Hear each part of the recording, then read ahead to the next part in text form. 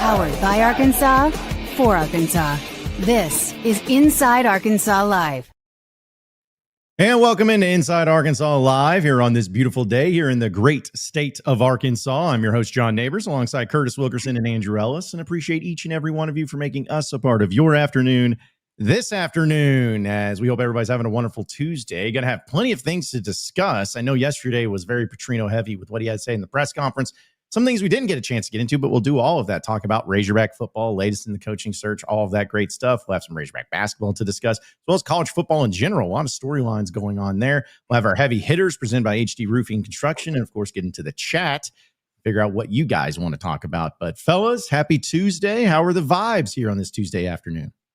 Pretty good. I was trying to choke down my lunch before we really got started here. By lunch, I mean like one of those hotel styrofoam coffee cups full of Cheez-Its. And I did it. I beat the buzzer just barely. So I'm good, man. My tummy's full and I'm happy, ready to roll. Yeah, I'm feeling good too. It's a little cloudy outside. You know what it is? It's spooky out there. It's spooky out in these streets today. It's Halloween season. Got your Walter Christmas lighting lights up or your Halloween lights up. I'm feeling good today.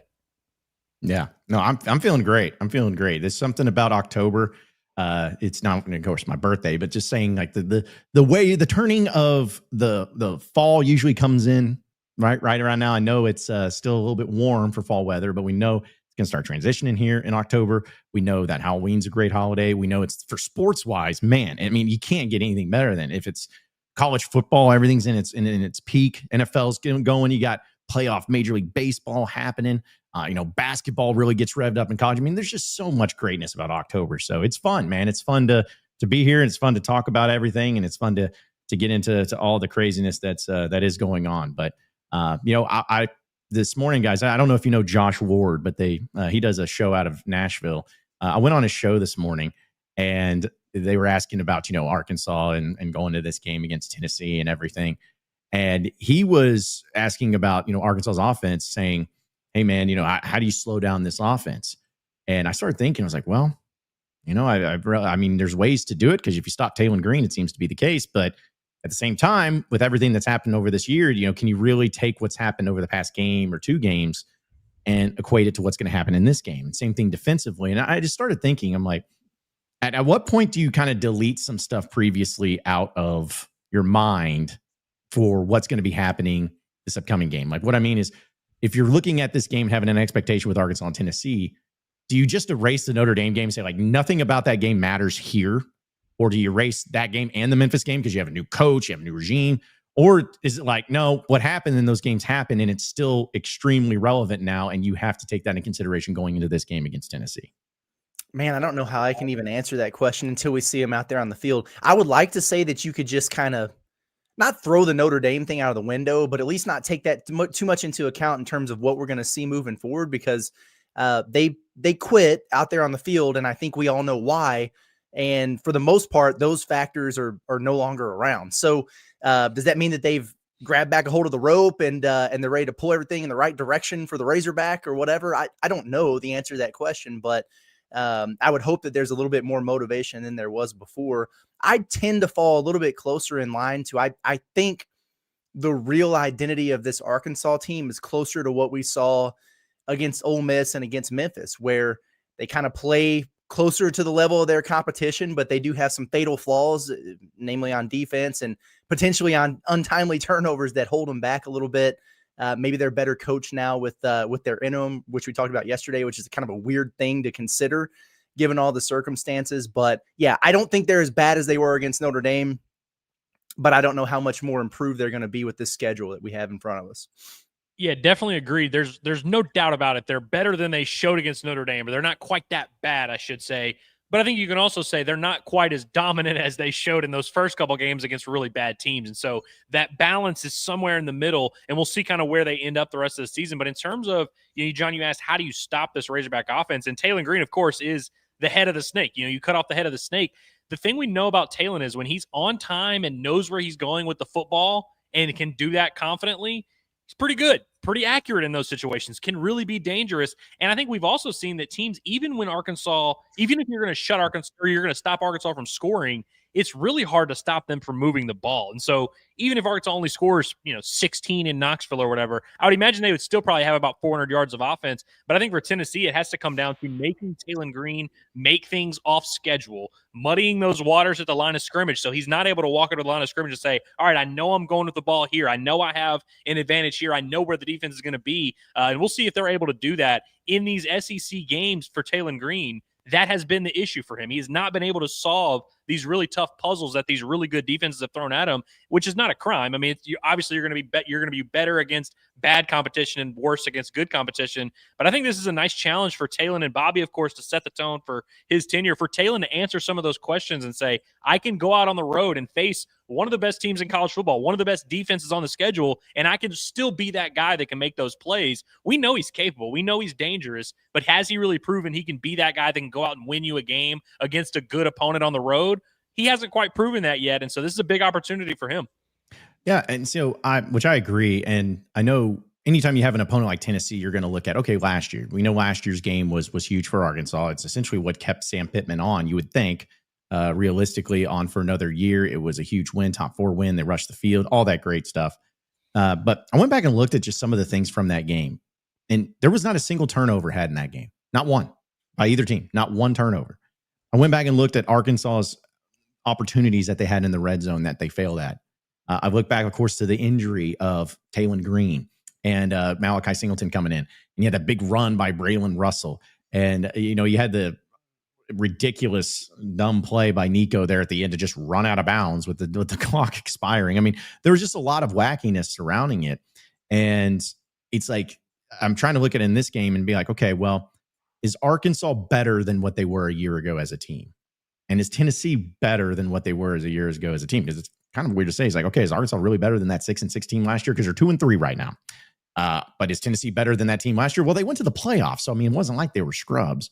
So I kind of look at it in that lens, too, of knowing that, of course, we know about Arkansas and all the changes they've had. But, is Tennessee better than what they were a year ago? And is Arkansas better than what they were a year ago? And does that mean anything in this game as far as the matchups go?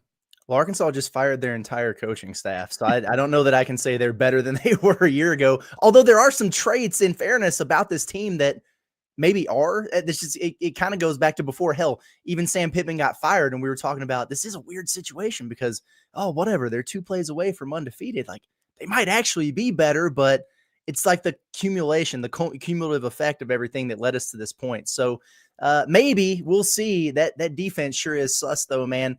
With Tennessee, that is an interesting question because they were really, really good defensively last year, haven't been as good defensively this year so far. I think they're more dynamic. As weird as it sounds, like you lose which he was, I think, more hype than he was substance in Nico Iamaleava at quarterback. Joey Aguilar's turned out to be better for them. He's, he might turn it over some, but he's a little bit more dynamic, and I like their downfield passing a little bit better than I did in the past. So I think the teams are just different. I don't know if I can say that, they're better or worse or whatever. If the matchup is any different this year than it was last year, different teams, different circumstances, different venue. And I know that Arkansas doesn't play well at home, but it's really, really hard to beat Tennessee at Tennessee. Let me just go on the record here. I don't think Arkansas is winning this football game. Because after every day, I've noticed that we get accused of that. It's like, they are really just trying to pump this Petrino sunshine and make it. I don't think Arkansas is winning this football game. But I'm going to tell you right now, they're going to be a hell of a lot more competitive than they were against Notre Dame. Okay. And I know it's not a high bar to set, but that's where I'm landing on it. Yeah, I'm with you. I think another thing that when we look back to last year's game that I think we have to consider, if you look at Notre Dame's schedule, that game was kind of an outlier. Like, they didn't really, after they showed those massive red flags against Arkansas, they lost a game later in the year, but it wasn't the same type of situation. Like, I think their defense got cooked in that game. It was like it really wasn't like a normal thing for them. And Arkansas, by the way, defensively didn't show anything that they showed in that Tennessee game. They didn't show any of that the rest of the year. So it's like part of what we're trying to consider is like Arkansas really overachieved in that game and Tennessee really underachieved. So if something like that happens again, all bets are off. But you asked if Arkansas is a better team. I'm with you. When you fire the coaching staff, it's hard for me to consider it's hard for me to consider you firmly a better team. I do buy that Tennessee is better, maybe not overall, maybe not on paper, But I think the big narrative coming into the season with Tennessee is, hey, you lose your quarterback that was your senior or your junior and was going to be this huge thing. That's going to be a big reason for you to be worse. We all agree that narrative was vastly overblown. You're right about the defense not being quite as stiff last year. I think the run game has taken slightly a step back, but you're 100% right. Like, there's just different facets of this Tennessee team. I think them being at home, them being a really well-coached team that's kind of in year, whatever, 4 or 5 it is of Heupel, they're really starting to find their identity as a program, whereas Arkansas is, I mean, they're in a little bit of disarray. And so it's very interesting to kind of think of how these teams are compared to where they were last year.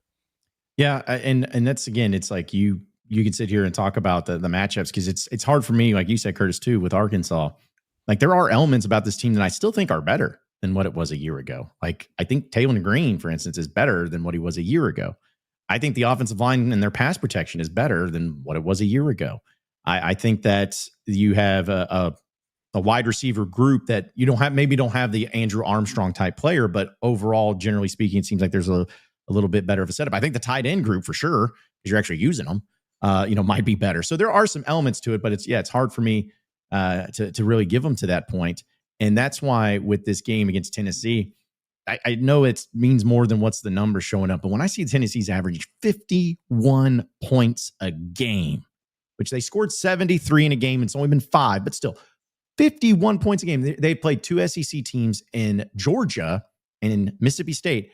They scored 41 points in both of those games. 41. Like, I see those stats, and I'm like, man, how am I supposed to sit here with a straight face, seeing Razorback defense without a defensive coaching staff, and knowing that, there's been some, maybe they're not as bad as what we saw against Notre Dame, but how am I supposed to sit here and be like, yeah, Arkansas can win this game because they're going up against the number 1 offense that shows no mercy and is scoring at will on everybody that they play, and Arkansas couldn't stop a nosebleed and literally is one of the worst statistical defenses in the country. Like, how can I without a defensive coaching staff, how can I talk myself into like, yeah, they could win? I mean, it's just, crazy things happen, but man, I just don't see any scenario where Arkansas's defense keeps Tennessee to less than 41 points a game. I see 0 scenario, or 41 points in this game. I see 0 scenario where Arkansas holds this, unless the Vols just crap their pants. I see no case of that. And as much as I may like the Arkansas offense, I don't see Arkansas's offense being consistent enough, especially on the road and everything, to score more than 40 points. So that's where I'm kind of coming into play of, I get people may be excited. You may be hopeful, because there's always an element of hope for me too, but there's just nothing I can point to and be like, this is why Arkansas is going to win. I just can't do it. Yeah. How are you supposed to believe? How are you supposed to talk yourself into it? Not with anything rooted in logic, in this particular game, man. It would be something unforeseen. It would just be one of those things that happens in football. It would be Petrino pulling at the heartstrings, just channeling up the nostalgia of over a decade ago.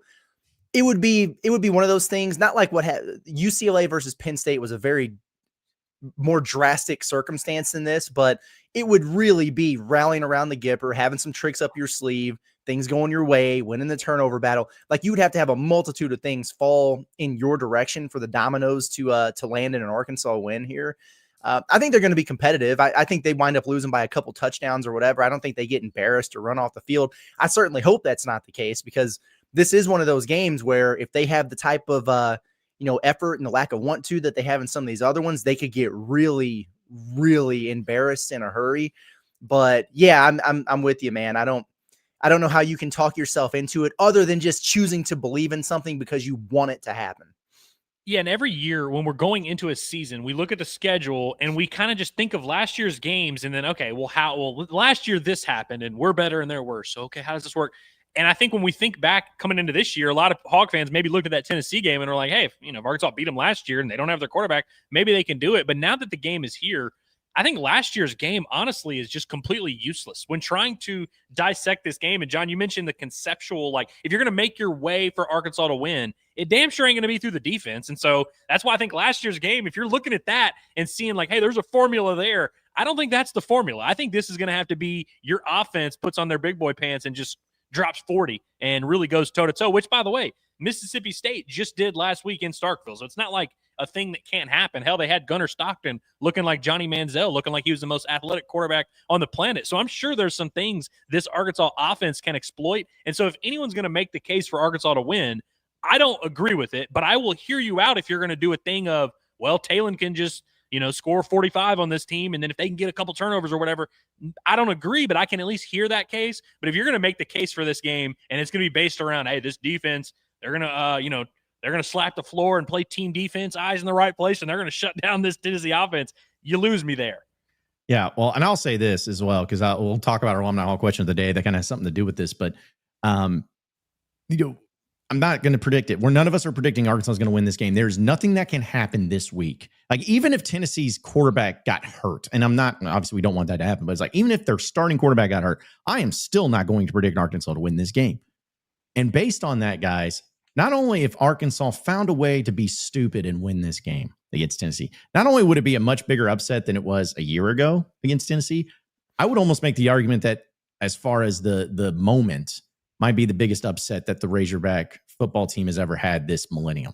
Like, that's how strongly I feel about it. Like, if they went on the road to Tennessee and won this game, it would be the biggest upset that they've had in 25 years, at least. And so it's hard for me to really go into that.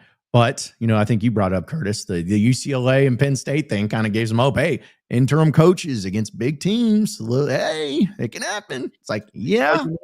All you need is Juice Box to call the plays. Oh, dude, that would be great. I will say the interim coach bump is very much a real thing. And historically, it's been a one game, like you get like a potion for one game where all your attributes are raised.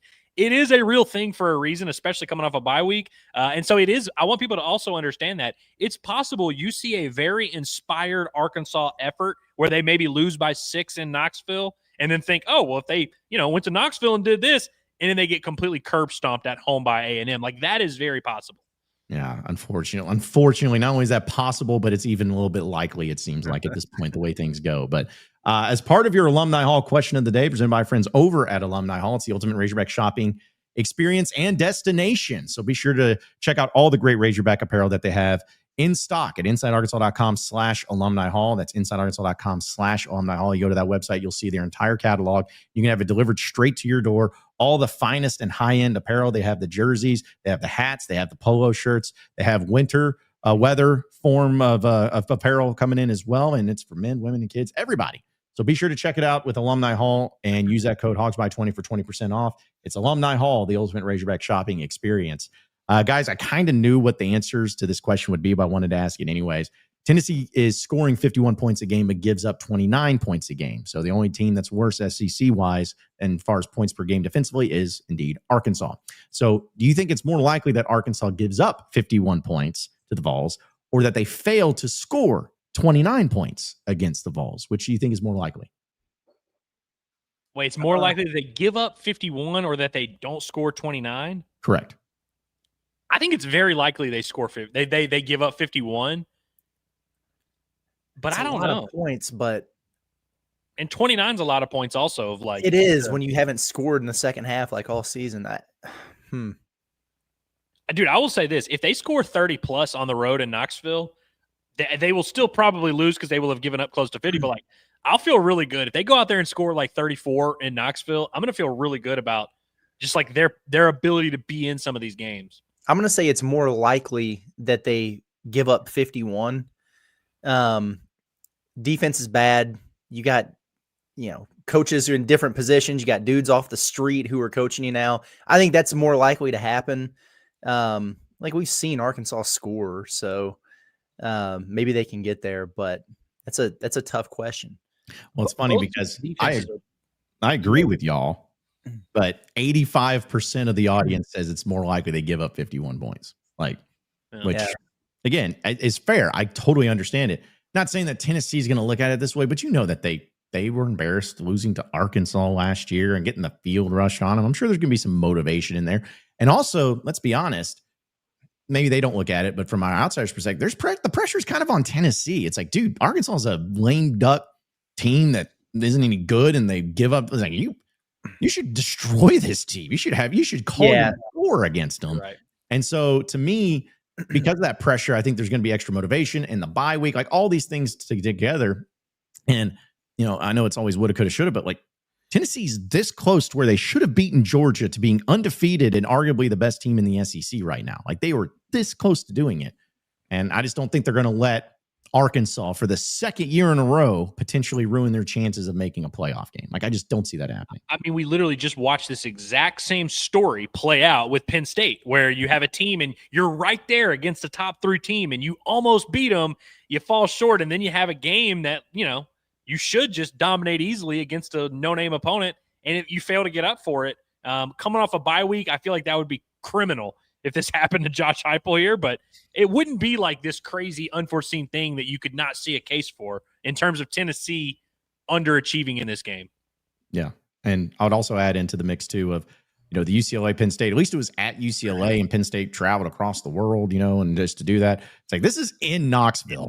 This is in Knoxville. And I don't think Tennessee, I don't want to speak for the fans, but I don't think Tennessee was in the same way of Penn State, because Penn State fans are feeling like, dude, James Franklin's never going to do this. He can't win these big games and all this.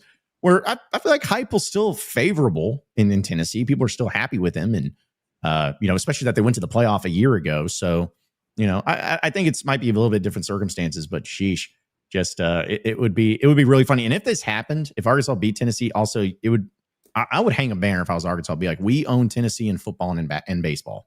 Like basketball, hey, Rick Barnes has got Arkansas's number for some reason, but in football and baseball, though, Arkansas owns Tennessee for whatever reason. I don't understand. So, but let's get that changed in basketball too. Let's start owning Tennessee in basketball.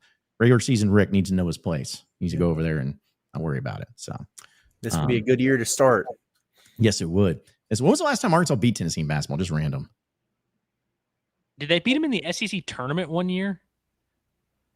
And they beat him at home. They beat him at home in like 2022. It could have happened. Like yeah. The same year they beat Auburn. Yeah, it was a gross basketball game. Oh, yes. Yeah. Not only that, it was gross because it was a red out that they tried to do, and it was literally every shade of red. It looked like a Ronald McDonald playpen, like out there, just disgusting with the yellow court. Yeah.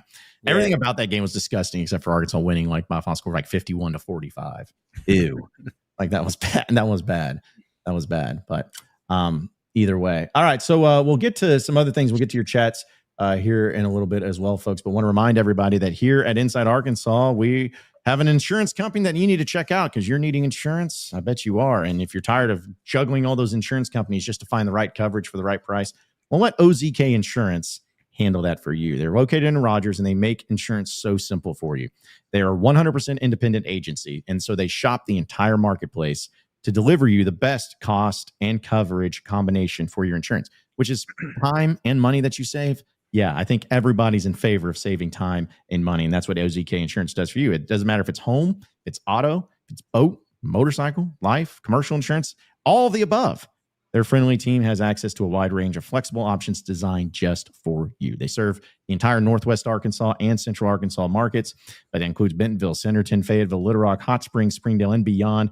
So let OZK Insurance be the trusted advisor you never knew that you needed. You can start today with a free online quote by visiting their website at ozkinsurance.com. That's ozkinsurance.com. You can also scan that QR code right there on your screen. Or you can call them today at 479-715-4200. That's 479-715-4200. It's OZK Insurance, protection made simple.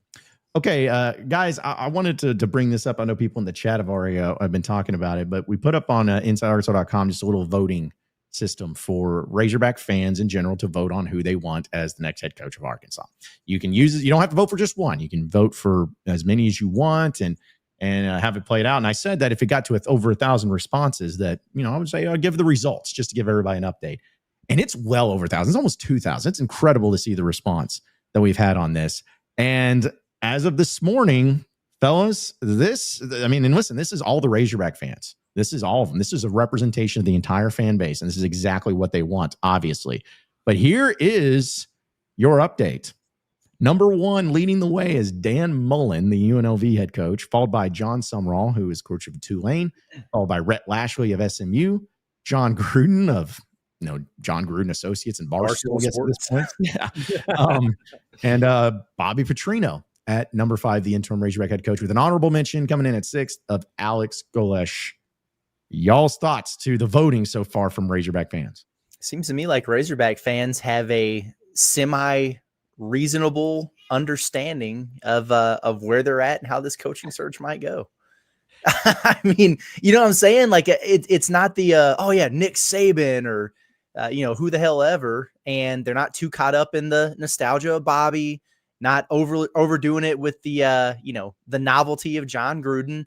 I think you got 3 coaches there at the top. Maybe I'm a little bit surprised at the order there at the top 3, but 3 that make sense. It's logical. I think they're all viable candidates there.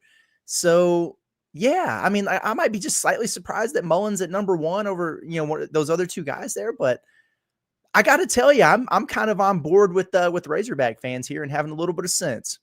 Yeah, I'm with you, Curtis, that like this is a realistic top 5. Like this is like, your dream scenario. Oh man, we shoot for the stars. Like this is a Razorback fan base that kind of understands. And that's why it's so surprising to me. I actually found myself over the years been pretty pro Dan Mullen. Like I've been kind of intrigued by the Dan Mullen thing, but I am surprised to see him at number 1. Like I just thought there would be a sexier name there, like a John Gruden, like a Deion Sanders, like a someone, just like that I wasn't expecting.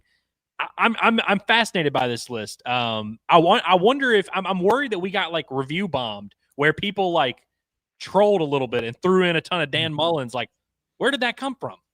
Yeah, see, that would be my thing. Is like, who would be the ones that were like, oh, wouldn't it be funny if we made Dan Mullen their number 1 choice? It's like, I think it'd be funny if you had like Nick Saban or something so unrealistic, but it's like, why would people choose Dan Mullen? And guys, not only is Dan Mullen leading the way, Dan Mullen has over 100 more votes than the second place guy, John Sumrall. Like it's overwhelming for Dan Mullen. I don't know why, but and also too, to your point, Andrew, there's a chance that the review bomb or however you want to put it may have happened because I checked it yesterday and John Sumrall was leading the way. I checked it about an hour or 2 hours later, and then Dan Mullen just exploded on the scene. So again, I don't know why. I don't understand. Yeah, what are the chances that it was Dan Mullen and his people who did this? Ooh, start the rumors. Like by the way, this is another thing we like to do as Razorback fans. We take like the most average player or coach and we make them very polarizing. We did that with Hudson Clark, of course. We've done that with some other players in the past, like basketball, baseball. We've all had a guy that Cole Ramage, where we take a very average guy and we're like, he's either the best thing or the worst. We're about to do that with Dan Mullen. Like Dan Mullen is the most like average coaching candidate that like you can make a case for, you could make a case against, but we're going to turn him into the most polarizing figure in sports now because it's going to get so heated in these discussions. Yeah, well, and I just, again, I'm not saying Dan Mullen would be an awful, but like talking like you saying, it's like you make somebody become a thing, and it's like, why though? Like, because here's the deal: I put out 20 names, roughly 20 names. Actually, no, now it's like 15 names that have been mentioned and circulated, realistic ones, and then I even left a box for other where you can list your own coach that you would want. And it was really fascinating. Did you guys think you have a guess on who you think was the most written in coach, like the coach that got written in the most as an other coach? I guess I probably need to read you who the options were first.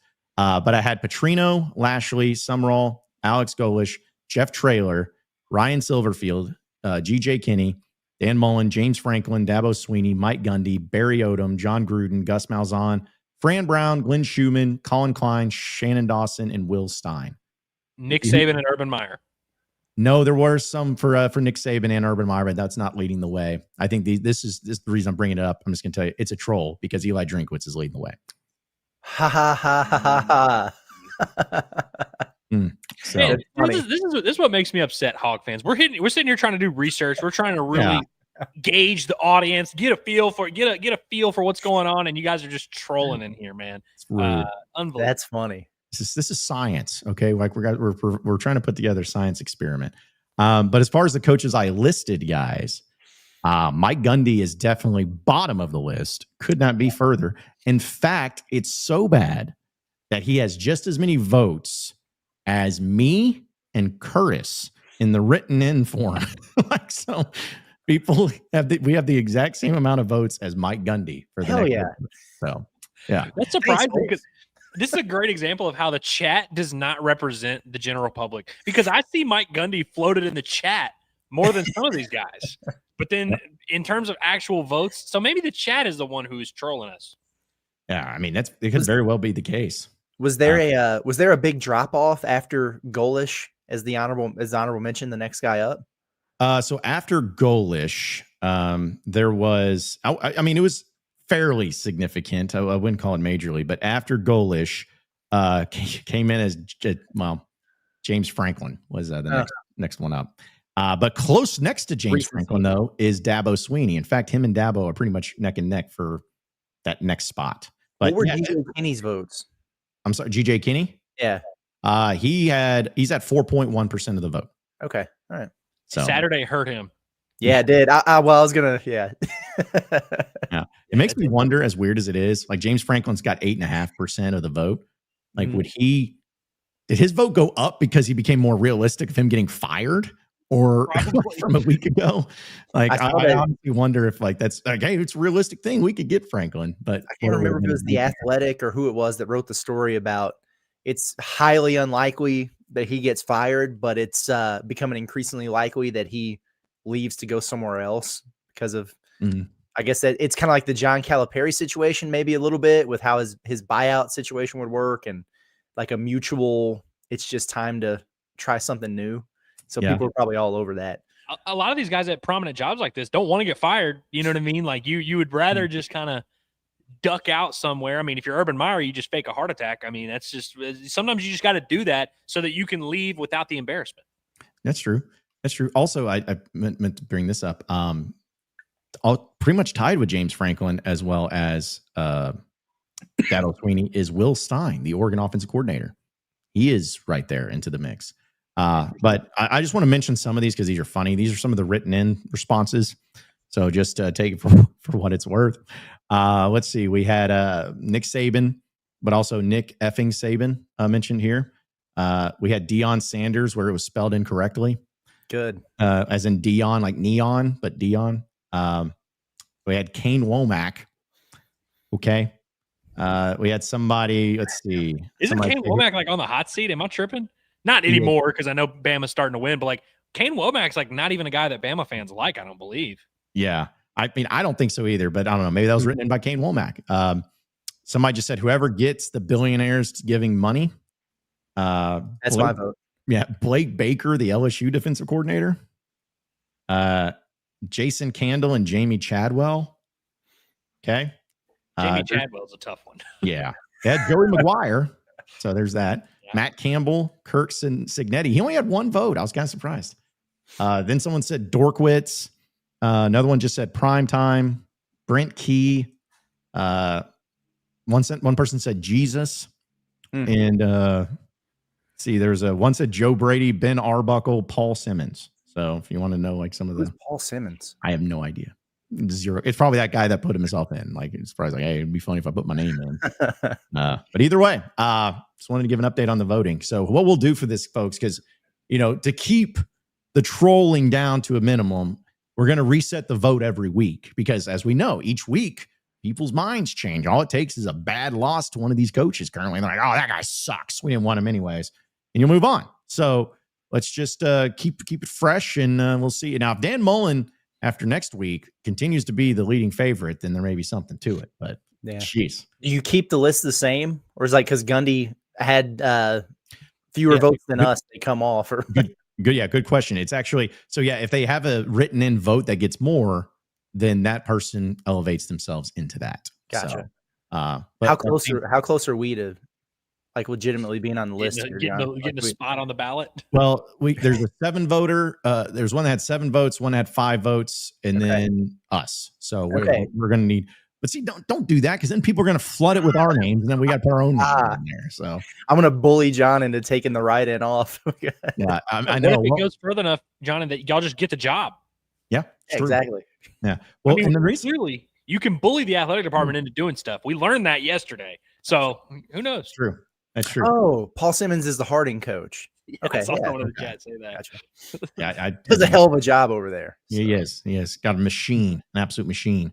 But yeah, I wanted to also bring that up too, just because I will reserve the right to take off a name if I know for a fact it's trolls. Like I'm not like we're gonna have fun with it, but we're not gonna let just be like people just be like, oh, Nick Saban wins the vote. It's like, yeah, okay, let's try to keep some sort of realism in all of this. This is serious science stuff, folks. I mean, listen, this is real life because the U of A is going to see it.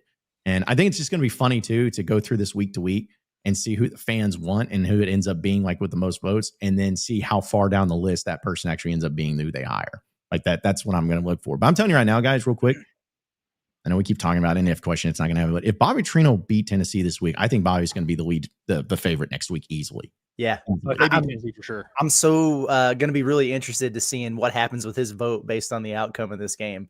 People are living and dying on your first interim head coaching opportunity on the road at Tennessee. the overreactions. I can't wait. Oh man. Yeah. It's going to be next level amazing. We'll get to more topics, folks, here on Inside Arkansas Live. I want to remind everybody that Hickey & Hull Law is the official law firm of us here at Inside Arkansas. We know that throughout each and every day of our lives, we want to make sure we're protected. We want to make sure that we have everything that we need to make this life work. And there's some things that are going to hit us, especially in the adult life, where we need legal help. Sometimes it's divorce. Sometimes it's custody. Sometimes it's criminal. Sometimes it's civil litigation. It could be personal injury. It could be estate planning.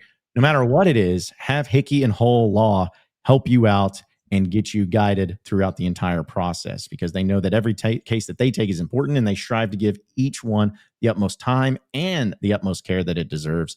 So have the Hickey & Hull Law offices across the state of Arkansas help you out. You can call them today at 479-434-2414. That's 479-434-2414. Or you can check out their website at hickeyandhull.com. Scan that QR code right there on your screen. It's Hickey & Hull Law. Things are about to get better. Again, we'll have our heavy hitters later in the show, as well as some of your chats that we'll get to there as well. But I did see too that I guess I just retweeted. Am I the only one that was tripping that didn't realize the Oklahoma AD job was still open? I thought that they had filled it. I guess I was completely wrong about that. But Ross Dellinger put out a profile and description for what the Oklahoma athletic director job got posted in and what they're looking at, and it just kind of blew my mind. I was like, oh yeah, they need an AD. And I won't read it all, but if you have a chance to read the responsibilities, it's kind of funny. It's very well done. Very well done. Yeah, I'll have to check that out. I saw the graphic, but I haven't read it yet, so I'll check that. And yeah, that job has been open for a hot minute, right? So yeah, I guess it takes longer to do an AD search. That's a little bit. It's just different. It's different than hiring a coach. Yeah. Well, also too, I will read this. The working conditions, physical, yet you'll be sitting for prolonged periods, with the ability to be engaged in repetitive motion and communicate effectively. And environmental is standard offense environment, frequent exposure to deadline-driven periods, extensive collaboration with university officials and departments. I'm like, all right. I love that they post these kinds of things. Like, there's going to be a guy that's just skimming the LinkedIn and is going to find this and be like, you know what? I could do that. And then just like put like, why do you even have to post a job like this? Like AD, don't you just like fly around the country and find people for this? I mean, I would think so, but again, I'm sure it's legally you have to do it because it's an official like state job or something. I mean, I don't know, but I was like, man, I wouldn't put that much work into it. I'd just be like, just go to Chat GPT and be like, make me a type of job posting for AD and then post it. I don't know, maybe that's what they did, and that's what they ended up coming up with. So. But either way, it just kind of threw me off. All right, some of the chats here, folks. And again, super chats always get read first. We appreciate it.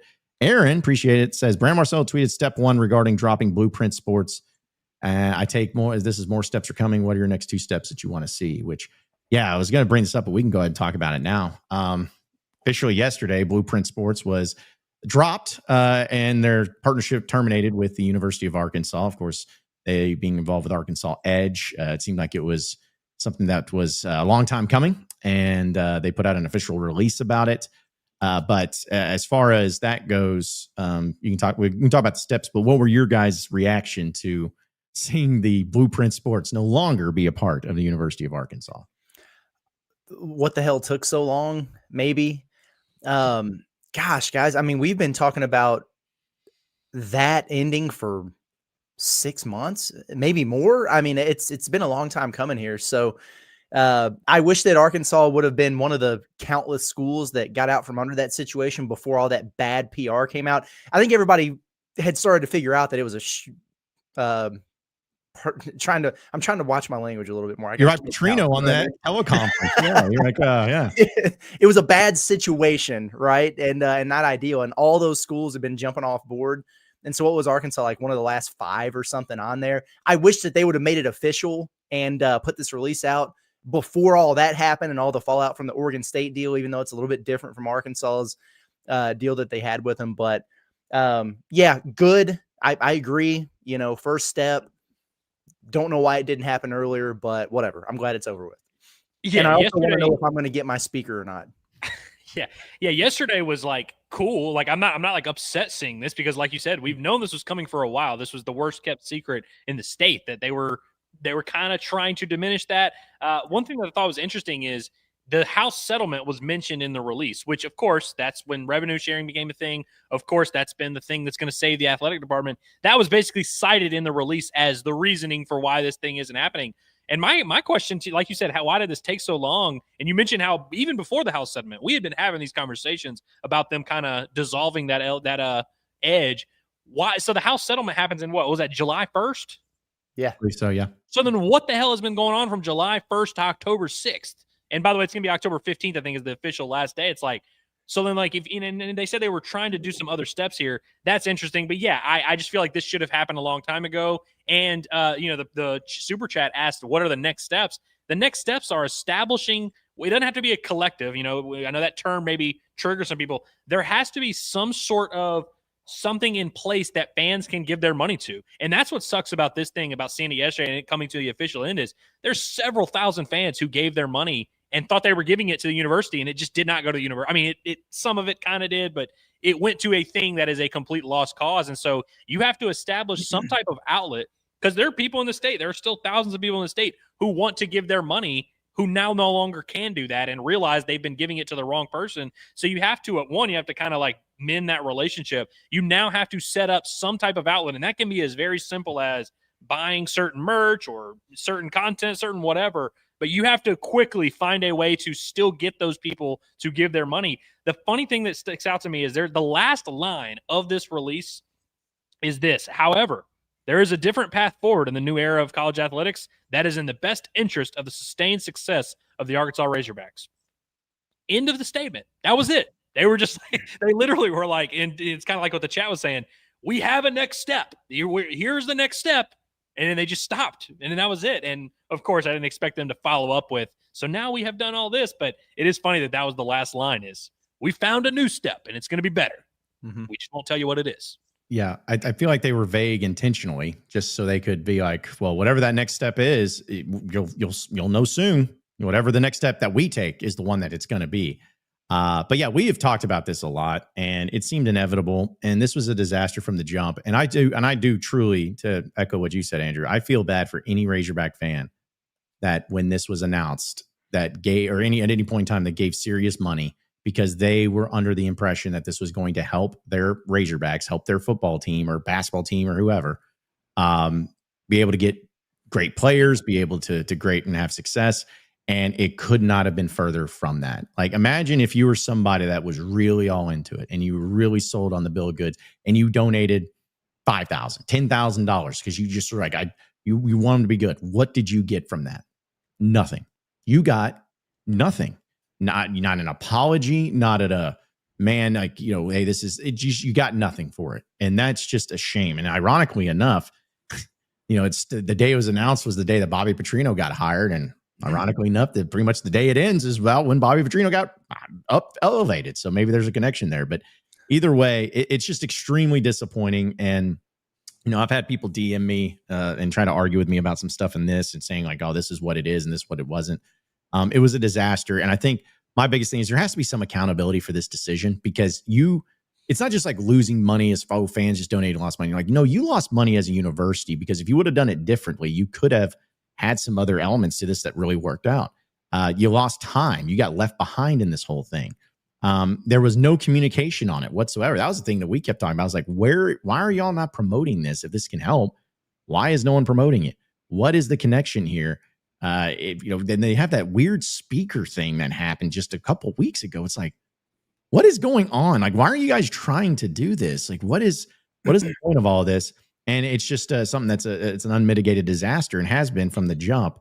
One of the things in the statement, though, it did say that they have successfully transitioned to front office and the new director of NIL strategy, as well as Learfield IMG, Razorback Sports Properties, continue to support the department in engaging companies for NIL opportunities. Because that was another thing with the Arkansas Edge.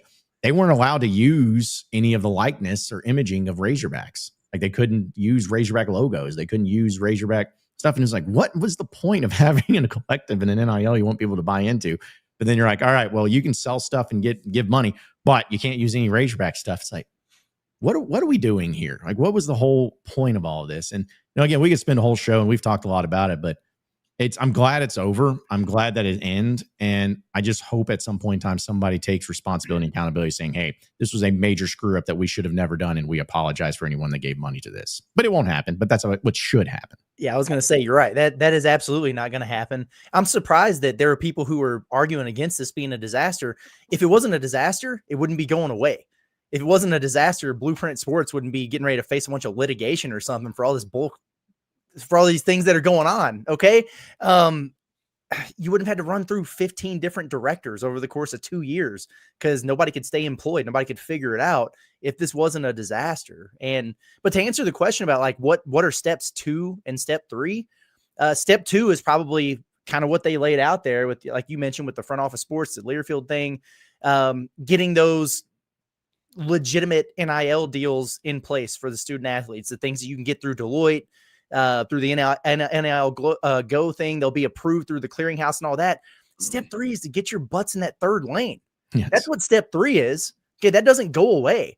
And if they're still resting on their laurels about this revenue share thing and, oh yeah, we're going to really have some regulations and boy, that old playing field, it's really going to be even there. No. That is not the next step. The next step is to find your way into that third lane, and whatever you think you're comfortable with, take the next step and then live right there. I think that's what they need to be doing.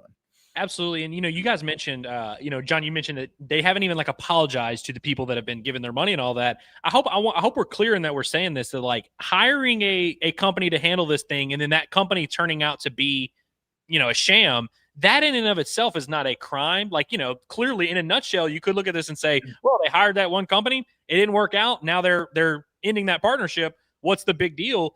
In a nutshell, sure. But the thing that I don't like is the lack of transparency. And like I said, since you mentioned the house settlement, you've been accepting money from all these people and not been transparent about the fact that, hey, we actually aren't really still trying to do this. We actually don't even have employees over here handling that money. We actually have no infrastructure in place to make sure your money goes to the right places. You have not been transparent that whole time until finally yesterday you admit, okay, yeah, we're done with the Blueprint thing. But if this has been in the works for several months, which we all know it is, I don't know why that has not been relayed to the common fan other than by us, literally. And I'm not trying to give us credit. I just mean like that's the real crime here. And I would also say, how come last year there were 24 people under Blueprint? Arkansas leaving now makes their 3 schools, one of which is Oregon State, who has been publicly complaining about Blueprint. Why was Arkansas so late in that department? And so you mentioned some next steps, Curtis. You have to stop being the reactionary school that does all these things and then reacts to how it plays out, sees what other people are doing and then reacts to how it plays out. At some point, you have to kind of get on the forefront and find something innovative and creative and not just shelling this out to a company that has 50 other schools under their belt. You have to find some forward-thinking way to be in that third lane and really compete. And I think it's going to take more than just, kind of doing what everyone else is doing and reacting to see which way the wind blows each morning. Yeah, I think that the next steps that need to be taken, like you guys laid it out, and it's just a matter of stop trying to take the path of least resistance. Because once again, that's what it felt like with Blueprint. It's like you could have done this. You didn't have to outsource something like this. And I know people have done that, but it's like you didn't have to outsource this. Because one of the things that people talked about was like, well, they did that because of at the time, donors were usually the ones that put the collectives together and like the Grove and all that. I was like, okay, then you should have done that. You should have stopped just assuming they're like, well, we'll outsource this, we'll outsource that, we'll outsource this. And it's like very seldom does it end up going right. And then you have little to no control over what actually transpires from it. And you have something like this happen. Like everything that seems like Arkansas has outsourced has been bad, or not as good as what it should be. They outsourced the tailgating with Revel XP. It's not, nobody has enjoyed that. Nobody has appreciated that. You outsource, the raffle thing over with the website over in Canada. I know it's still early in the process. I don't know if people are like really mad about it, but it's like you had a different approach that could have been better than that with what SARACEN and all them were doing, but you chose to outsource it. Same thing with this is like, stop outsourcing. You're outsourcing, trying to sell the naming rights. Like you're outsourcing everything right and left. And I'm not saying that there aren't things you can't outsource that can be beneficial, but the things that we do know that they've outsourced, it seems like none of it's worked out. None of it's gone well. And it continues to go poorly. So at what point in time do you say, you know what? Let's stop trying to have the easy way. Let's think about this as a collective group. Let's get together and let's make this something on our own. Let's do this on our own. Let's hire a group. Let's get people involved with NIL and the collectives here in the state instead of always outsourcing things. That's something that I've always been pretty disappointed in, is just the amount of things that they outsource, but almost everything they outsource, nobody likes and nobody appreciates. Do we have to be happy no matter what the outsourced folks get for the stadium naming rights, since the folks in house got nothing? I mean, Well, Do we have to consider it a success when you go from nothing to something?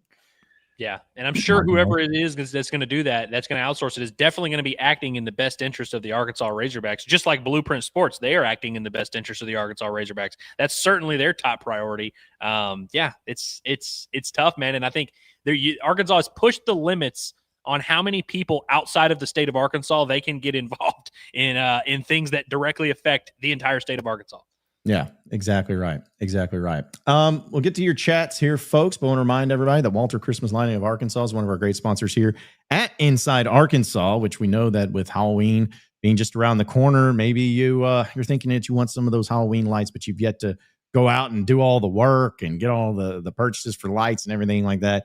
It's a pain. It's a grind. It takes a lot of work and a lot of time you don't have. So have Walter Christmas Lighting of Arkansas be the ones that does it for you, because they're professionals and they do the best job around. And it's not just for Halloween lights, but you can get that set up. It's also Christmas lights. They'll take care of it for you as well. In the Northwest Arkansas or in the River Valley area, you can make it happen. And we'll also have another giveaway in the month of November for those Christmas lights, just like we did for Halloween, and had great responses to that. And we'll do it again here soon. But if you want to see what it's all about and make your house the talk of the neighborhood when it comes to holiday season, text our guy Brett for a free estimate at 479-459-1380. That's 479-459-1380. And you can also check out their Facebook page by scanning that QR code on your screen. It's Walter Christmas Lighting of Arkansas, your local holiday lighting experts. All right, so a few of your chats, folks, that we'll continue to get into and talk about it. But yeah, that was great, by the way, of a conversation with the Blueprint Sports. Everybody, I can tell you this, everybody that I've talked to in the U of A that's dealt with stuff, they are extremely thankful and happy that it's over. It seems like it's like a weight off the shoulders of so many people. Let's see. Finch says, when are we going to address the fact that we are completely screwed if indeed we reached out to Mizzou's OC and then take him on top of it? Kirby Moore is not going to be your head coach. No. Yeah. Okay. Let's important clarification. If they took him as the head coach, yes, that would be an issue. The fact that they did a fake interview with him, not really that big of a deal. No, not at all. I mean, again, people, I can say it's hindsight's different now, but I remember if people would have found out that they interviewed Deion Sanders, who had never been a coach before, way back when, at the time, they'd be like, what are we doing here? Well, I mean, it's like, I'm not saying it would have worked one way or the other, but there's a lot of interview people that are out there that have zero chance, but you interview anyways. Like, John, you're saying I was just gonna say, you think there's a good chance that in 6 years this guy is like the head coach at freaking Oregon and he's like crushing it, and we're like, dude, remember we interviewed that guy? Exactly. Let's see. Dan or ACT says Dan Mullen's neither young nor a proven winner. He's not an improvement over Bobby, so I take BP in that scenario every time. He's not a proven winner. I don't know where that comes where's from. he now? I mean, I understand he didn't win like a national championship, but he's pretty much won everywhere he's gone for the most part. And I know he, again, at Florida, going 7-5 at Florida is not necessarily, elite winning in Florida standards, but like he has won everywhere he's gone. So yeah, I'd say he's a proven winner. I mean, he's 108-61 as a head coach in a Mississippi State, Florida, and now UNLV. Like that's a really good record, especially not. It's like not even like he was at a small little school in like Nichols State. Like his first job was at Mississippi State in the SEC. Then went to Florida, where went 10-3, 11-2, 8-4, then 5-6 is when they fired him, and now he's undefeated. Which, yeah. I'm not saying we got to hire Dan Mullen here at Arkansas, but to say he's not a proven winner is a little bit much. Yeah, he had that one really bad year at Florida. Like, there's no doubt about that. And honestly, like his tenure at Florida, I think I was underwhelmed by the fact that he wasn't really able to elevate them to a new level and build a legit long program. But like, I definitely don't think not a proven winner fits when talking about Dan Mullen. I still laugh. 5-0, baby. He's gonna be in the playoff this year. Y'all talking about? I still laugh when that huge brawl broke out between Florida and Missouri, and it was nasty and it was terrible at the end of the game. And then he goes into a Zoom press conference dressed as Darth Vader because it's Halloween. I still will never forget that. I'm like, what an absurd guy, man. Just like this huge brawl. People were hurt. It was nasty out there. And the first view that you get of him is him dressed as Darth Vader. Dude did not care. Hickory Hawk says, will John cry after we beat Tennessee again? I might. Yeah. I don't know. Yeah. He'd be more likely to this time, I feel like. Yeah, because that means my boy Petrino is all the way back, baby. He's all the way back. Hawk fan says, I'd like to think if Mississippi State can keep it close with Tennessee, we can. That Mississippi State quarterback looks like he's waiting for someone to take his picture when he's in the pocket. I will say. No, go ahead, Curtis. Go ahead. I was just gonna say Mississippi State is much improved from where they were last year. Don't get that Texas A&M game misconstrued from over the weekend. It was 7-3, like halfway through the third quarter. Like, it was a very tight game, and A&M made some plays, got the turnovers. They pulled away, and they're really good. But Mississippi State's a lot better. That game was that game in Starkville? It was Tennessee. The Tennessee game, yes. Yeah. Yeah. So I feel you, but I wouldn't make that. I wouldn't draw those conclusions personally. I'm with you. Like, I'm not saying Mississippi State's like on this completely different level that Arkansas can't reach. Like, Arkansas very well could end up being better than them, whatever. But Mississippi State is no longer that team of like, if they can compete, that's like saying, well, if Vanderbilt could beat you, then we should beat you. It's like, it's no longer really true. Well, they're also a team that's very much believing in their program and their coaching staff in the direction of where everything's headed. Even with a loss, that like there's still some momentum that they didn't have before, and that means something. And Arkansas is in a very, very different situation. That has to be considered also. Like you line the two teams up and you take out all the external factors and have them play. Arkansas is probably the better team, honestly, but there's a lot more that goes into it than that. So, well, and also too, like who's good right now? Like in the SEC, especially, it's like who is actually good. There's still a lot of uncertainty about a lot of these teams. I see just in the top 10, it's like I see Alabama there, which, man, just a few weeks ago, everyone's like, oh, dude, DeBoer doesn't know what he's doing. He's lost. And then now he's won every game and he's number 8. Ole Miss is 5-0 and number 4 in the country. You were this close to beating them. And it's like, I mean, are they actually legitimate? Which they play Washington State this weekend. Okay. But then, Oklahoma, people are like, John Materi might be back this week, but it's like people are still waiting. Are they good? Does Texas actually suck? Because, man, they look pretty terrible. And then same thing with like A&M. It's like, well, are they actually good? I mean, who have they beat? They beat Notre Dame, but Notre Dame doesn't look. So my point is like, there's just so many teams where you don't know who's good. Miami too.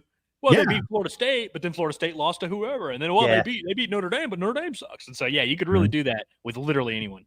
Yeah. So I was even thinking LSU. I was like, after week 2 or 3, I was like, man, LSU looks like the best team in the country. And then you start looking, I was like, well, that Clemson win is not very good.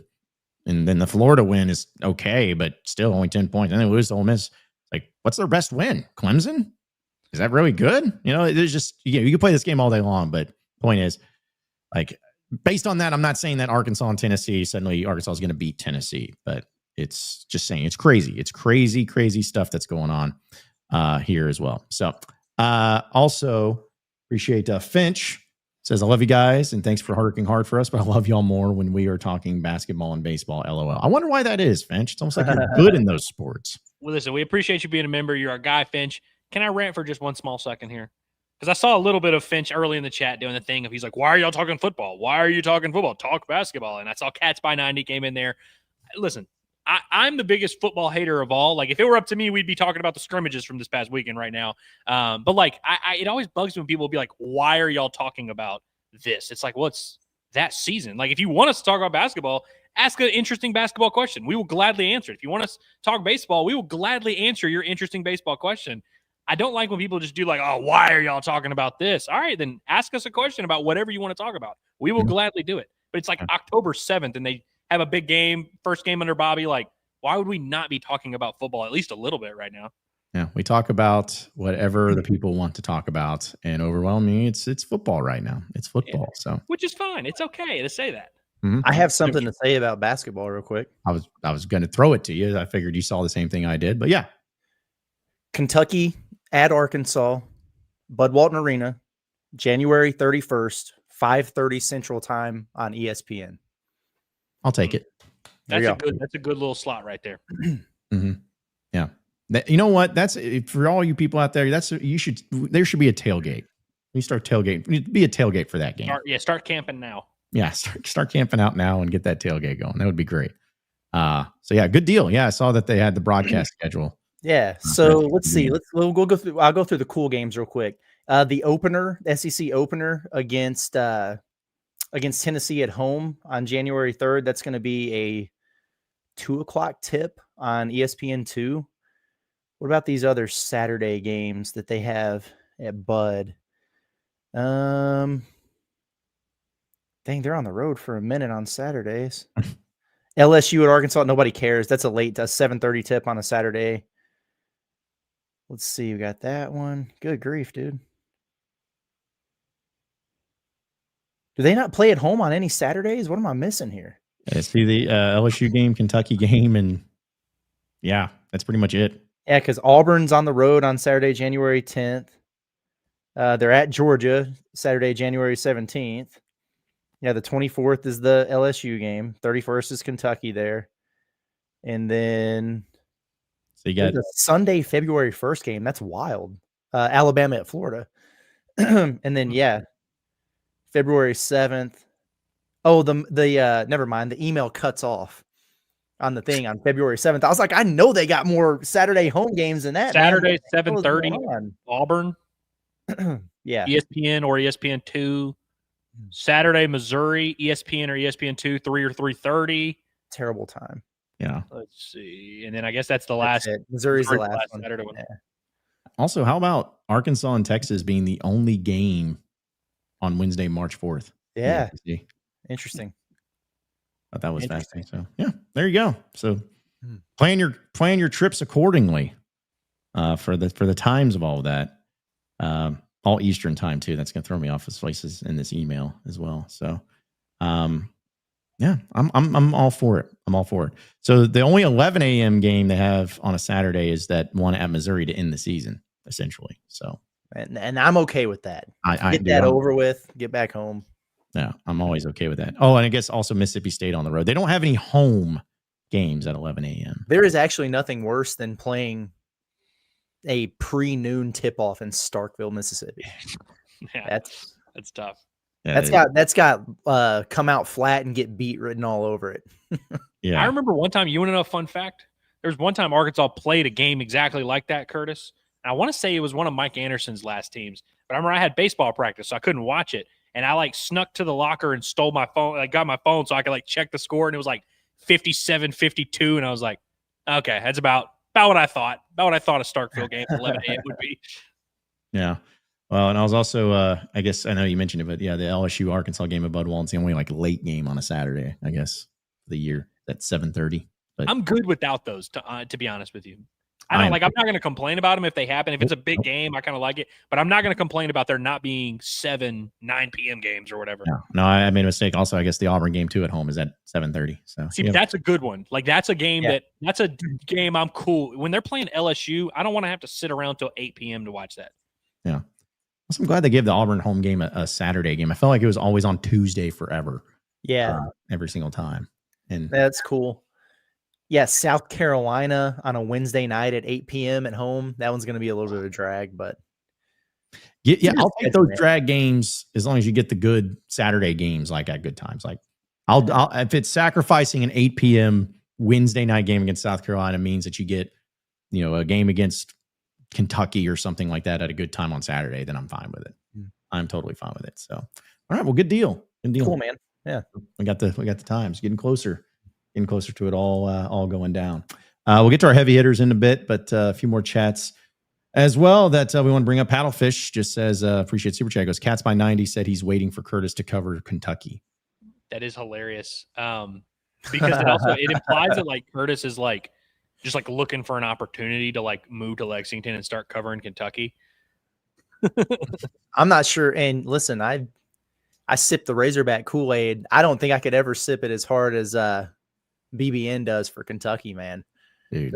They had their media day yesterday, and you can't avoid it. And I follow those KSR guys. And we obviously, we like them. We have some back and forth. It's a good time, but good grief, man. It's like Jaden Quaintance has defied all of the everything we know about modern medicine with his recovery from his surgery, and he's stronger than every NBA center by 20% or whatever. And Trent Noah is the most efficient offensive player in the history of analytics. And it was just one thing after another. I'm like, good grief, man. I sincerely hope, and I'm not saying they won't be good, but that I don't overdo it when I talk about these guys. They're dudes that I'm excited about, and I'll hype them up a little bit. I hype Trevin up, but some of that stuff, I'm just like, damn, do people really believe all this? It's crazy, bro. Well, I'll say it I knew I laughed so hard because they've gotten into the phase where I think that they've taken so much grief that now they're finally in. It's like, well, Pope and everybody, it's just different at Kentucky that you don't understand unless you're from here. And I'm like, see, that's the cop-out answer when you start, everyone's like, you guys are weird. You're going way too over the top. You got to settle down. And everyone's like, no, well, you just don't get it because you're not from here. So we're not going to argue with you because you just don't get it. It's like, no, we get it. It's weird. It's like, there's more to basketball than just being like, oh, this guy loves horse racing. So he gets Kentucky, Lexington, he knows, he gets it. It's like, no, when that stuff gets old and you can't just be the cop out, he's like, well, you're just not from here. It's different here. The expectation's different here. It's like, yeah, I'm sure it is. Great. So anyways, man. I can't wait for basketball. I can't wait for that week. It's going to be great. I'm sure it'll go very well. Trey says, did you guys see David on Pod with Sully? I'm assuming he's talking about David Basil. Yeah. And he was saying that Gruden may wait to see what all comes open and maybe wanted maybe a program that was better than Arkansas, is how I took it. Your thoughts? I saw it. I think he told the truth. I think he told the honest truth of like what he felt in his heart. I don't begrudge him for that at all. They were on a podcast talking Razorback football. He was talking about, it was fascinating because he said he's had interactions with Brett Favre, and he was the one who actually told Brett Favre, he's like, hey, if you feel that way, say it. And like, it'll generate traction. And so that's what, where you get the Brett Favre tweet. But him giving his honest opinion that Gruden's probably going to wait to see if he can find a better job.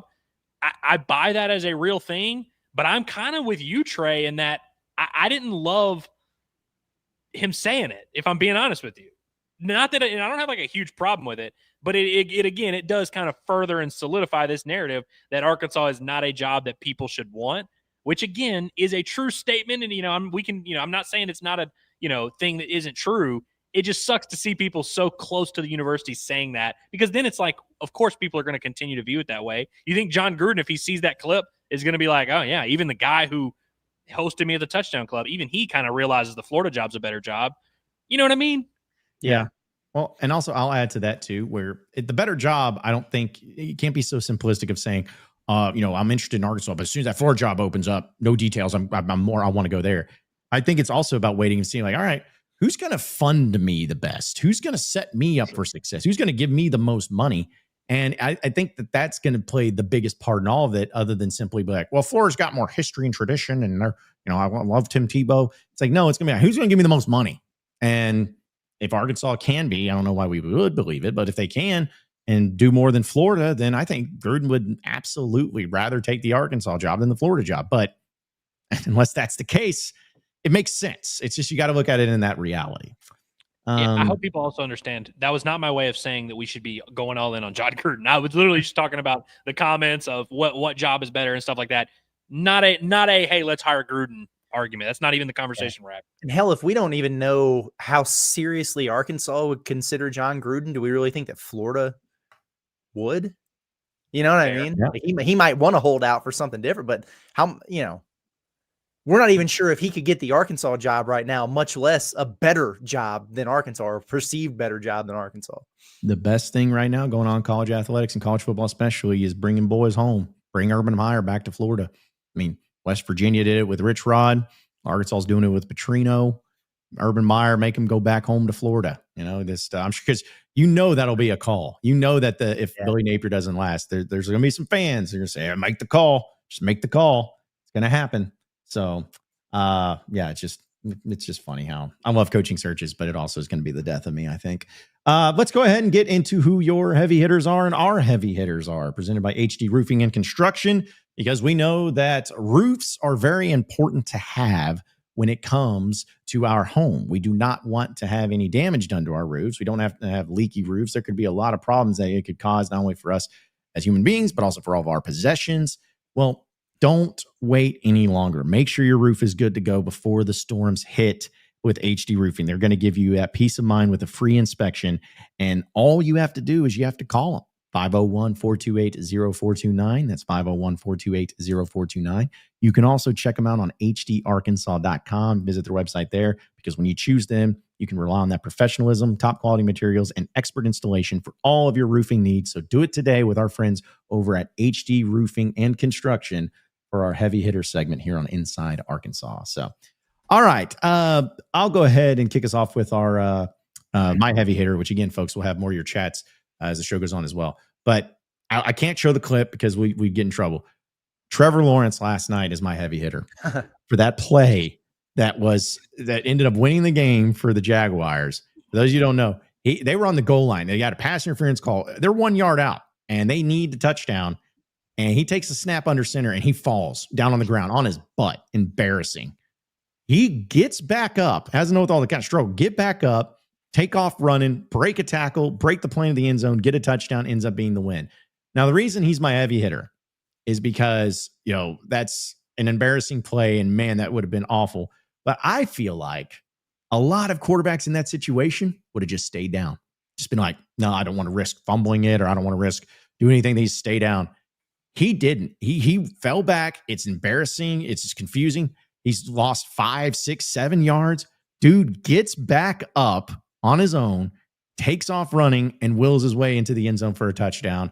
Again, was an awesome play. He's a great athlete, but I just think the know-it-all in that moment, because, as quarterbacks, you're taught so many cases, slide, or, hey, stay down. But in that moment, he just was like, nope, got to go score. Got up, went and scored, got the touchdown. I'm not even a Trevor Lawrence hater or lover or anything like that, but that was just an awesome thing to see where, again, I feel like a lot of quarterbacks in that situation would just stay down and live to fight another day. Nope. He had it all in that moment, that accidental moment. No time, get up, go score, get the win. Big win for the Jaguars last night. He's my heavy hitter. Yeah. Shout out to the Chiefs for, whatever it is they're doing right now. That was an awesome play, man. I enjoyed that one. That was cool. Let's see. Heavy hitter, LeBron James and Hennessy. I mean, that was a big deal, the decision part 2, whatever. That cracked me up this morning. I kind of figured it was one of those troll jobs or whatever, but that was funny. A lot of people were rubbed wrong about that. I thought it was hilarious. Billy Clyde Gillespie, you guys hear about that? Like he was under investigation at Tarleton State, and he was like placed under administrative leave or suspension or whatever. And you're just like, oh, he's at it again, but he got cleared of whatever wrongdoing, and so he's been reinstated, a man of high moral fortitude over there. And Bill Belichick and North Carolina for saying, you know what, we're not doing this Hulu documentary after all. Actually, we're gonna be done with this right now. So that's my trio of quick hit heavy hitters this morning. As much as I'd like to make fun of North Carolina for that, we thought we were in the same situation in January where we were like, oh man, they're going to have to pull the plug on this Vice thing. It's going to suck. And then it turned out to be awesome. So, well, I'll just say real quick to that. I have always not liked Bill Belichick because he always would beat my team, the Jets. I'm loving seeing him fail and seeing it be an embarrassment. And with the girlfriend thing and I don't know, it just really makes me happy. And that's just another thing that it makes me very happy of, like, you're continuing to take L's right and left over there at North Carolina. And so I don't know how long you last, man. I don't know, because they're getting embarrassed out there. So, and also shout out to a former offensive coordinator of Bobby Petrino, Garrick McGee, who's actually on North Carolina staff. So who knows, maybe if there's a quick firing or something like that, Garrick McGee can come back and just get the whole gang back together. So, but yeah, that's a good one though. Garrick McGee he's on the long list of people that got floated around for the Arkansas head coaching job just because he at one point lived in Fayetteville. People literally were like, hey, Garrick? He was like going like 2-10 at UAB, and they're like, hire him head coach? Who says no? That was the thing. I know some of you in the chat were Garrick McGee guys. Don't even lie to me. My favorite hitter is Arby's. It's Arby's for sure, man. Y'all seen Arby's in the news lately? No, I'm not. Do y'all really not know about this? They are now I don't know about Arby's, no. A new menu item called steak nuggets. Oh, I have not had them yet. I have a buddy who's going to get them soon, and I told him to report back. I'm a huge Arby's defender. Can I get you guys' thoughts on steak nuggets from Arby's? Yeah. If they look like that, which they won't. There's no chance in hell they look like that. Zero chance. I mean, I don't know. Like, I'd be interested in it, but I just have a feeling that they're going to be nothing but overcooked, like things that are just soaked and bathed in Worcestershire sauce, and that's it. Like, I have a feeling. But listen, I'd be more willing to try that than most of the items that fast food restaurants come out, but I don't have high hopes. I would give that a shot. If you get a good review from your buddy Andrew, I'll go get them with you.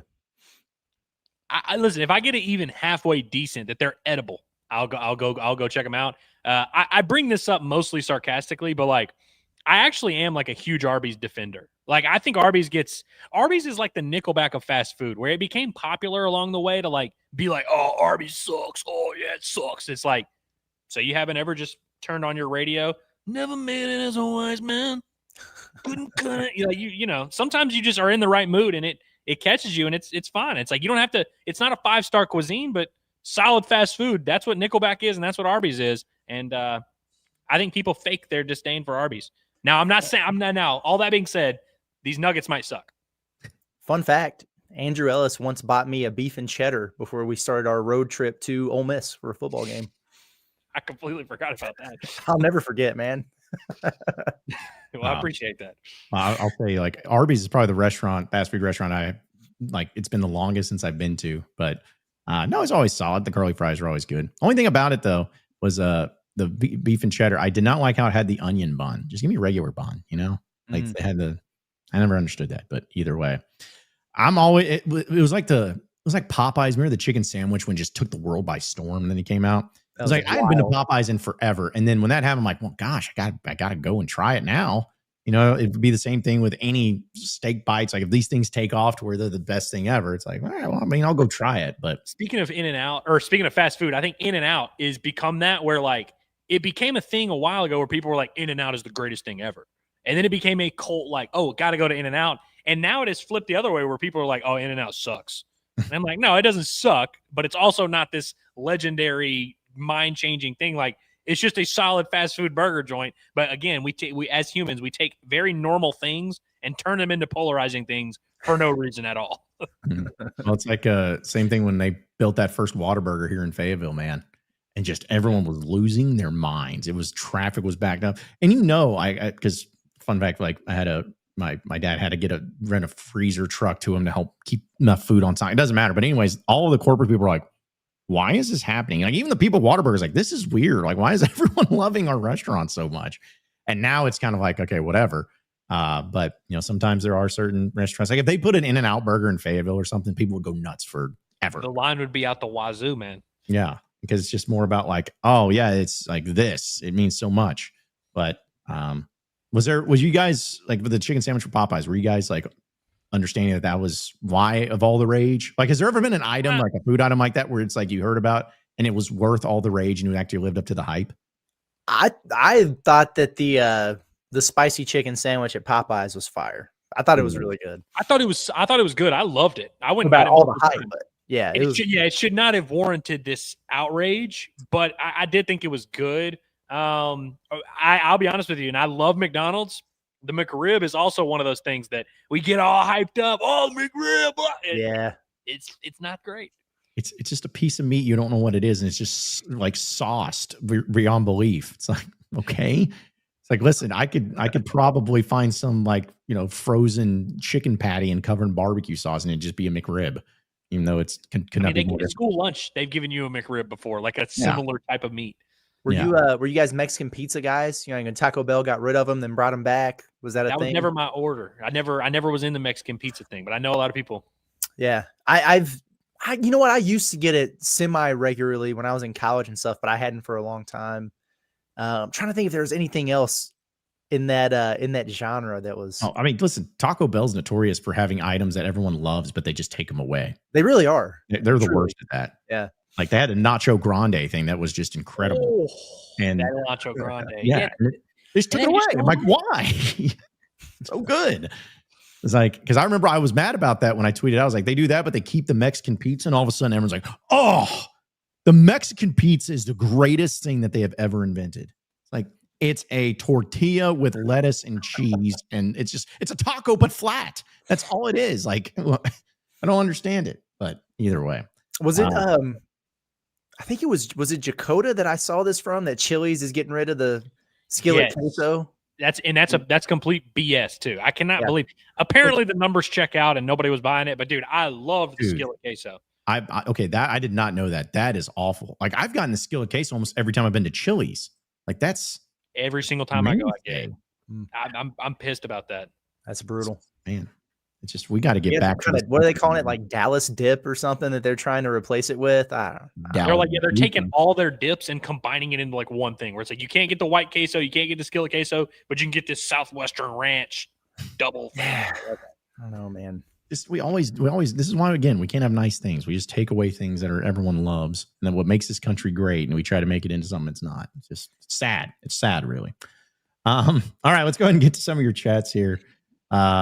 Let's see. Hickory Hawk says, going to take more than mustard bottles and golf balls to knock Bobby off his motorcycle against Tennessee. Hogs win 52-35. There we go. Okay. I like that. Dylan says, Elmir might put Nate Ament in the hospital. If he screens him, he would.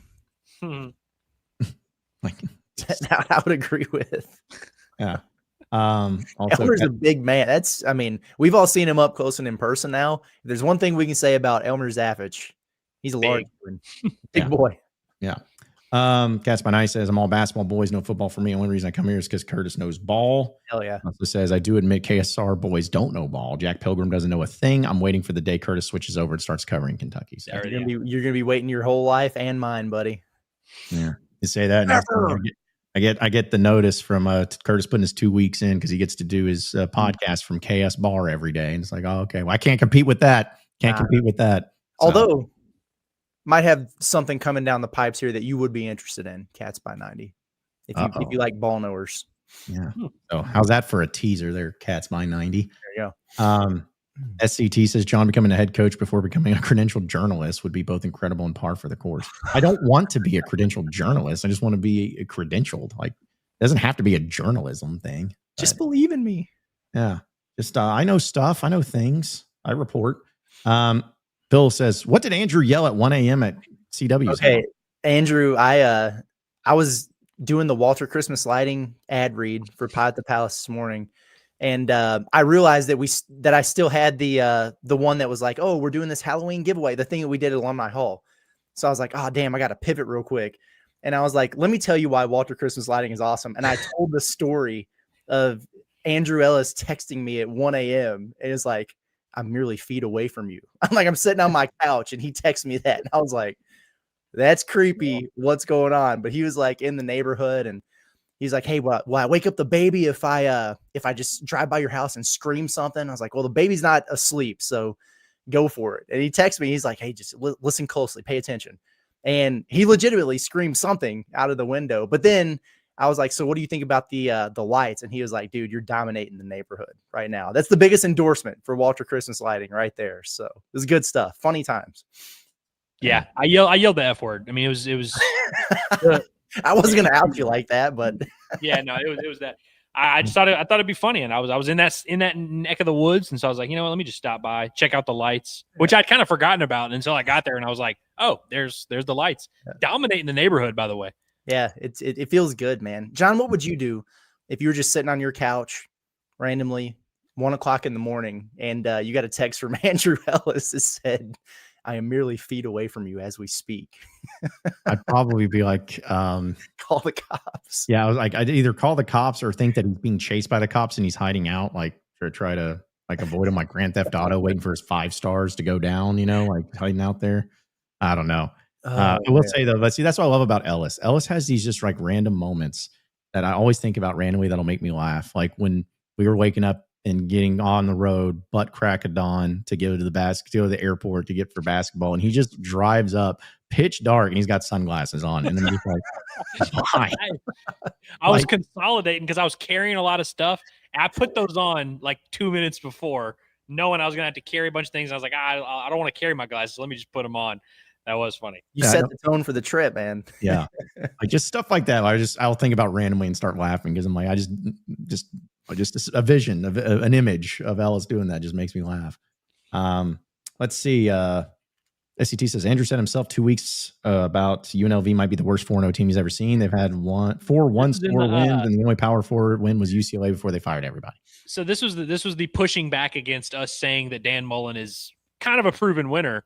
And yeah, you're right. His team is 5-0 now. They're not like a good 5-0 team, but they're 5-0 because Dan Mullen is a proven winner. Like, this is a separate conversation. If you want to say, hey, well, he's winning at UNLV, but his team's not really that great, we can have that argument, and you're right about that. But you said Dan Mullen is not a proven winner, which is just like, if you just look at his career, like that we push back against. Separate conversations here, two complete. And I'm not even arguing for him as a candidate.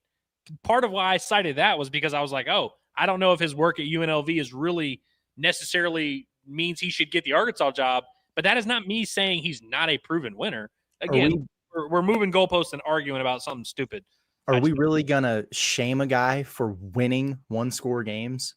Is that really where we're at right now? You know? Exactly. Yeah, because let's be honest, if Sam Pittman had won those one-score games against Memphis and Ole Miss, he would still be the coach right now. So, I mean, yeah, I'll never hear anybody like, yeah, but they barely won this. I don't care. They won. Like, people forget, like, I always bring this example up with Bobby Petrino when he's the head coach of Arkansas the first time around. They beat a team like Western Illinois 26-22 in the first game, and they needed a fourth down crazy play against Louisiana Monroe, I guess, to win that game.